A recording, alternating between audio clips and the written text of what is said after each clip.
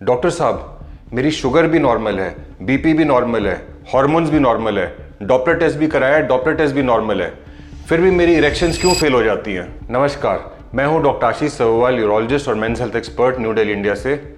और आज मैं इस वीडियो में यही एक सवाल डिस्कस करूंगा जो मैं अपनी क्लिनिक में रोज सुनता हूं कि सर मेरी सारी रिपोर्ट्स नॉर्मल हैं, फिर भी मेरा इरेक्शन क्यों फेल हो जाता है? और जब मैं पेशेंट्स का चेहरा देखता हूं तो उस चेहरे पे सिर्फ कन्फ्यूजन ही नहीं, डर भी होता है।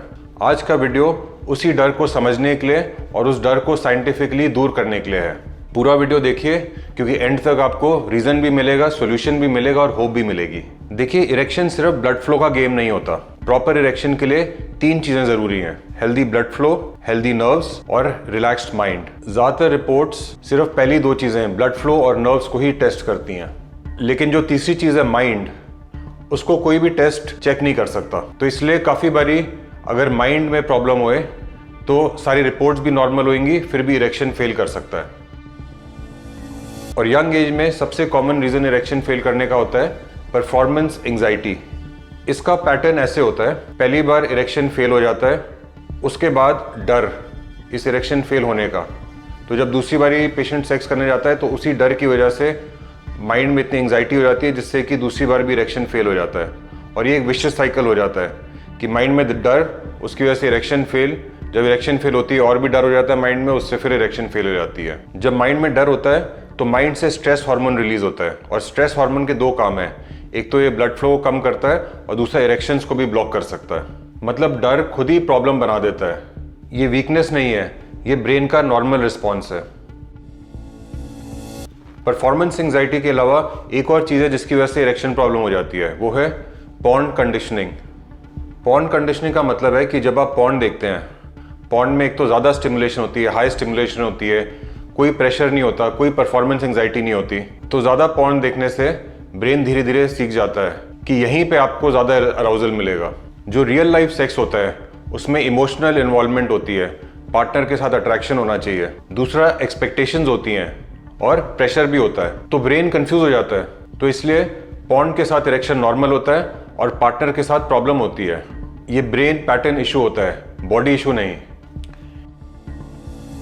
एक और साइलेंट किलर होता है ओवर थिंकिंग ड्यूरिंग सेक्स।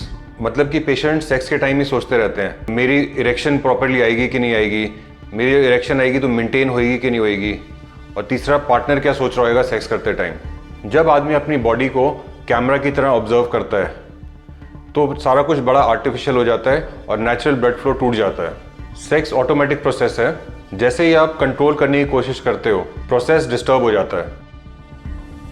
सारी रिपोर्ट्स नॉर्मल होने के बावजूद ये कुछ फैक्टर्स हैं जो नॉर्मल रिपोर्ट्स में नहीं दिखते लेकिन इरेक्शन को इफेक्ट करते हैं।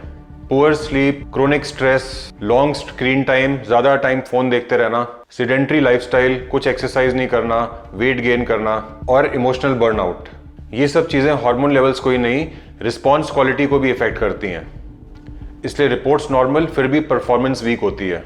जो ये सारे पेशेंट्स होते हैं जिनको सारी रिपोर्ट्स नॉर्मल हैं लेकिन फिर भी इरेक्शन प्रॉब्लम हो रही है, तो उनका सबसे बड़ा क्या माइंड में होता है? उनके माइंड में डर होता है। किस बात का डर? कि ये प्रॉब्लम परमानेंट तो नहीं होएगी। वो मेरे से हमेशा क्लिनिक में पूछते हैं, सर ये प्रॉब्लम परमानेंट तो नहीं होएगी? और मेरा जवाब होता है नहीं। अगर मॉर्निंग इरेक्शन आती है, कभी कभी इरेक्शन आती है और सारी रिपोर्ट्स नॉर्मल हैं, तो आपकी प्रॉब्लम फंक्शनल है, स्ट्रक्चरल नहीं। और फंक्शनल प्रॉब्लम ज़्यादातर रिवर्सिबल होती हैं, परमानेंट नहीं होती। यही सबसे रियश्योरिंग बात है। और इसका सोल्यूशन क्या है? सिर्फ टैबलेट्स ही इसका सोल्यूशन नहीं है, और भी चीज़ें होती हैं। सबसे पहली बात एजुकेशन। आपको समझना चाहिए कि ये कोई मेजर प्रॉब्लम नहीं है, आपकी रिपोर्ट्स नॉर्मल है, आपको कोई स्ट्रक्चरल प्रॉब्लम नहीं है। और जब आप ये समझते हैं तो आपको कॉन्फिडेंस आता है जिससे कि आपकी नॉर्मली इरेक्शंस वापस आ जाती हैं। Temporary medication support. काफ़ी बारी हम इन पेशेंट्स को टैबलेट्स या पिनाइल इंजेक्शन, ट्राइमेक्स इंजेक्शन देते हैं, इसलिए नहीं क्योंकि ये दवाइयाँ लाइफ टाइम चलेंगी, इसलिए क्योंकि थोड़े टाइम के लिए इन मेडिसिन या इंजेक्शंस की असिस्टेंस से जब इरेक्शन आने लगेगी तो माइंड का डर खत्म हो जाएगा और उस डर के खत्म होने से नेचुरल इरेक्शन नॉर्मली आने लगेगी। तीसरी चीज़ एंजाइटी ब्रेक करना। एंजाइटी हम कैसे ब्रेक करते हैं? काफ़ी बारी ये जब पेशेंट्स आते हैं हम इनके हार्मोन टेस्ट करते हैं, डॉपलर टेस्ट करते हैं, वो सारे टेस्ट की जब रिपोर्ट्स आती हैं और वो नॉर्मल होती हैं तो उससे काफ़ी एंजाइटी जो माइंड में होती है कि ये प्रॉब्लम कोई मेजर सीरियस तो नहीं है, वो माइंड से ये प्रॉब्लम चली जाती है। और जब ये माइंड से प्रॉब्लम चली जाती है तो माइंड रिलैक्स होता है जिससे कि इरेक्शंस इंप्रूव हो जाती हैं। और एक चीज़ जो पॉर्न एडिक्शन है, जो माइंड में पैटर्न है अपने आप को स्टिमुलेट करने का, उस सबको ब्रेक करना है और करेक्ट पैटर्न समझना है। तो दोस्तों, मैं एक बात अपने दिल से कहना चाहता हूँ कि अगर सारी रिपोर्ट नॉर्मल होने के बावजूद भी आपकी इरेक्शन फेल होती है तो ये प्रॉब्लम परमानेंट नहीं है और आपको ज़्यादा डरने की बात नहीं है। आप वीक नहीं हो, आप अकेले नहीं हो। ये प्रॉब्लम ज़्यादातर बॉडी से ज़्यादा ब्रेन की वजह से होती है, और जो प्रॉब्लम ब्रेन से होती है वो समझ, गाइडेंस और पेशेंस से ही ठीक हो जाती है। शर्म छोड़िए, गूगल्स छोड़िए, एक सही डॉक्टर से बात करिए। सॉल्यूशंस अवेलेबल हैं, आप नॉर्मल लाइफ पा सकते हैं।